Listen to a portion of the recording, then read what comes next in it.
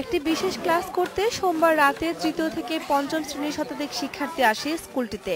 রাত ৯টার দিকে হঠাৎ প্রথমে হাতের তালু এবং পায়ের পাতায় মরিচার মতো কালো ও লালচে দাগ দেখা দেয় দু একজন শিক্ষার্থীর। পরে তা ছড়িয়ে পড়ে অন্যদের মাঝেও। রাতেই তাদের হাসপাতালে নিয়ে আসেন শিক্ষকেরা। ঢাকা থেকে টিম এসেছে, রোগটাকে তদন্ত করছে, দেখছে, এখন পর্যন্ত এটা আইডেন্টিফাই করা যায়নি। আক্রান্তদের শরীরে কোনো ধরনের ব্যথা বা চুলকানি নেই, তবে দাগগুলো এত বেশি দেখা যাচ্ছে যে তাতে আতঙ্কিত হয়ে পড়ছে শিক্ষার্থী এবং অভিভাবকেরা। শুক্রবার থেকে গত মঙ্গলবার পর্যন্ত মানে দিনে দিনে ঘন্টা ঘন্টা বাড়তি হাসপাতালে চিকিৎসা দিলেও শিশুদের কি রোগ হয়েছে তা বুঝতে পারেনি চিকিৎসকরা।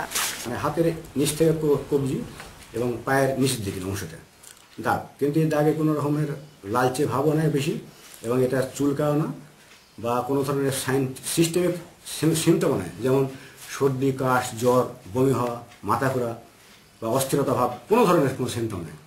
সমস্যাটি বুঝতে না পেরে সাপাহার হাসপাতালের চিকিৎসকরা যোগাযোগ করেন আইইডিসিআর এর বিজ্ঞানীদের সঙ্গে এবং সংস্থাটির একটি প্রতিনিধি দল ছুটে যায় নওগাঁয়।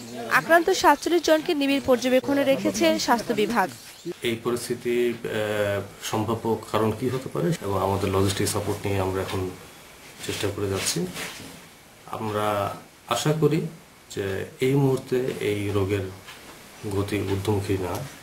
ঘটনার পর থেকে স্কুলে যাওয়া ছেড়ে দিয়েছে বেশিরভাগ শিক্ষার্থী, আর আতঙ্ক বিবেচনায় তাদেরকে চাপও দিচ্ছেন না শিক্ষকরা। কামরুন মুক্তা, ইন্ডিপেন্ডেন্ট নিউজ।